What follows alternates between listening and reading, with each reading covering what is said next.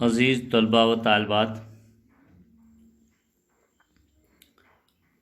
मसनवी के अशारों की तमाम अशारों की तशरीह करने की हमने कोशिश करी है। मसनवी के शामिल हिस्से में जो सवालात हैं उनके जवाब ढूंढने की हम कोशिश करेंगे, जवाब लिखने की हम कोशिश करेंगे। मेरी तमाम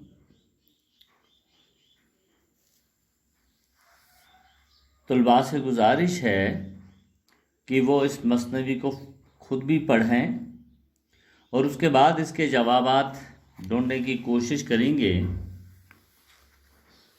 क्योंकि जब भी आप पढ़ेंगे तभी तो आपके समझ में ये आ जाएगा और आने के बाद ही फिर आप इसके जवाब बिल्कुल आराम से लिख सकेंगे। चलिए हम भी कोशिश करते हैं इन सवालों के जवाब ढूंढने के। बकावली कैसी जागी? बकावली जब मुर्ग ने सहर की अजान दी तो उस मुर्ग की आवाज़ से बकावली जाग गई है। जागने के बाद बकावली ने क्या देखा?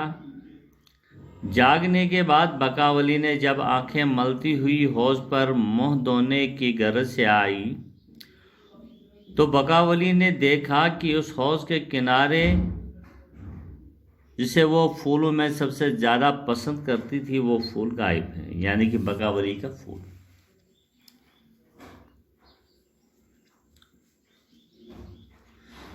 वो शेर लिखिए जिसमें चुराने वाले के लिए बकावली ने बद्दुआएं की। वो शेर है, जिस कप में वो गुल हो दाग हो जाए, जिस कप में वो गुल हो दाग हो जाए, जिस घर में हो गुल चराग हो जाए, जिस घर में हो गुले चराग हो जाए।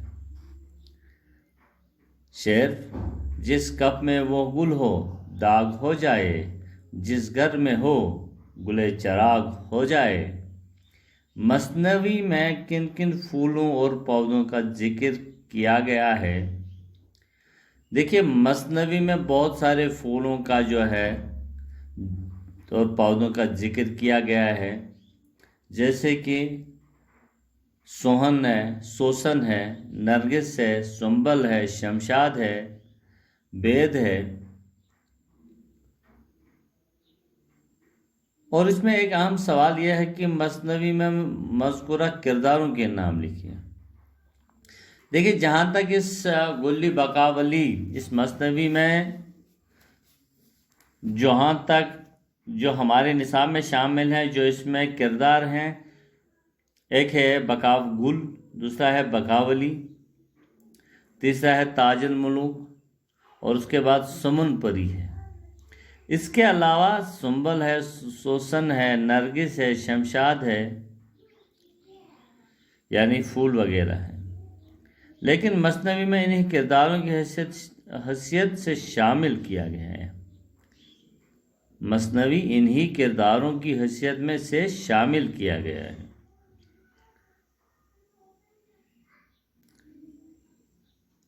सबसे अहम इसमें एक सवाल है जिसमें हमने बात करनी चाहिए और बात तो ज़रूर करेंगे हम, वो ये है, जो ये गुलजार नसीम मसनवी है जो हमारे निसाब में शामिल है, इस हिस्से का खुलासा लिखिए। मसनवी हमारे निसाब में शामिल दिया शकर नसीम की मशहूर मसनवी गुलजार नसीम से माखूज है। इन अशारों में किस्से के उस हिस्से का जिक्र किया गया है जिसमें ताजुल मुलूक बकावली का फूल चुराता है और फिर बकावली रंजो इज़्तिराब में मुब्तला हो जाती है। फूल तोड़ने वाले ने जब फूल तोड़ा और चला गया तो सुबह हो गई। बकावली जब ख्वाब से बेदार हो जाती है, चूँकि वो नहायत आराम से फूलों जैसा बदन लिए अपने बिस्तर पर सो रही थी। जब मुर्गी सहर ने अजान दी तो उस आवाज़ से बकावली जाग गई और आंखें मलती हुई हौज पर मुंह धोने के घर से आई। बकावली ने देखा कि हौज के किनारे उसका फूल गायब है। बकावली घबराकर बोली कि फूल ने जाने किधर गया, फूल न जाने किधर गया। बकावली इंतहाई इज़्तिराब की हालत में नरगिस से पूछती है कि नरगिस, तेरी आंखों ने तो उसे देखा है, वो किधर गया है।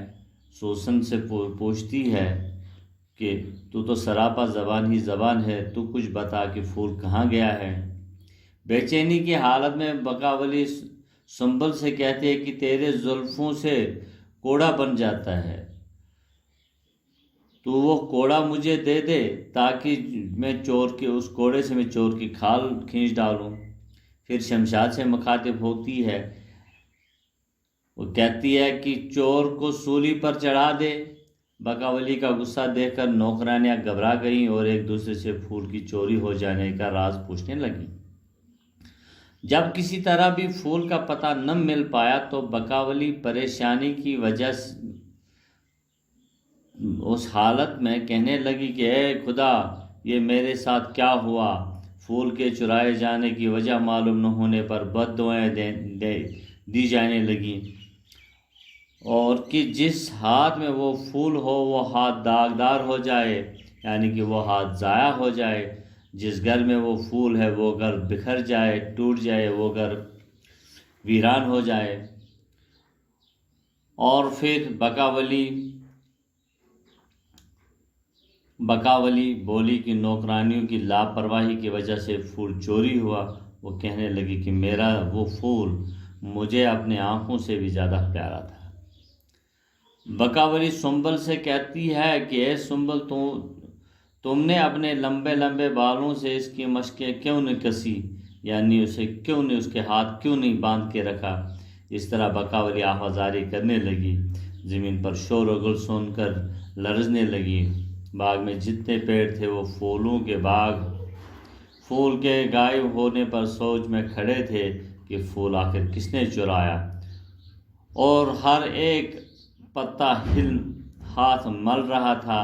बकावली का एक रंग आ रहा था, एक जा रहा था। वो बहुत बेचैन थी और हाथ मल रही थी।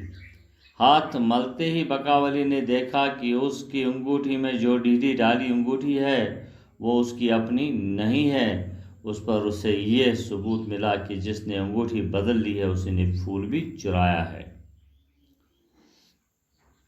अंगूठी पर शहजादे का नाम दर्ज था। इस तरह बकावली को मालूम हुआ कि चोर कौन है, क्योंकि उस अंगूठी पर उस चोर का नाम लिखा हुआ था।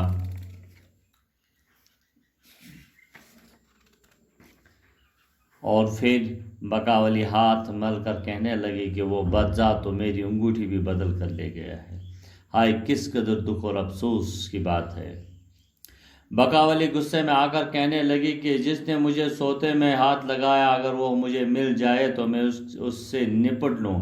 बकावली ने अपनी हालत इज़हार सुमन परी को दिखाई और कहा कि मुझे फूल के बगैर चैन नहीं मिल सकता, क्योंकि सुमन परी पहले ही से इस माजरा से वाकिफ़ थी और बकावली की हालत देख चुकी थी। इसलिए वह आंधी की सी तेज़ी के साथ उड़ी और फिर फूल की तलाश में हवा हो गई। सुमन परी सोच रही थी कि मैं उड़कर गई होती और फूल चुराने वाले का पता लगाया होता। सुमन परी एक बाग में फिरती रही और हर शाख जोल कल गुलचैन और गुल की तलाश करती रही। सुमन परी बाग के एक हिस्से से दूसरे हिस्से हवा की तरह पहुंच जाती है इस तरह, और उस रंग का फूल उसे कहीं नहीं मिल सका। अजीज तलबा व तालबात, जब फूल ही कहीं नहीं मिल सका और उसकी फूल की खुशबू का भी कुछ पता ही नहीं चला। दरअसल वक़्त से पहले किसी को कुछ नहीं मिलता, चाहे इंसान कुछ भी कर ले, जब तक खुदा का हुक्म न हो। इंसान की कोई मुश्किल हल नहीं होती, खुदा की मर्ज़ी के बगैर पत्ता भी हिल नहीं सकता। अजीज़ तलबा व तालिबात, ये मुख्तसर सा तारुफ, इसका खुलासा था। उम्मीद है कि आपको समझ में आया होगा। अगर नहीं तो आप मेरे पर्सनल नंबर पर मुझसे बात कर सकते हैं। तब तक के लिए अल्लाह हाफिज़।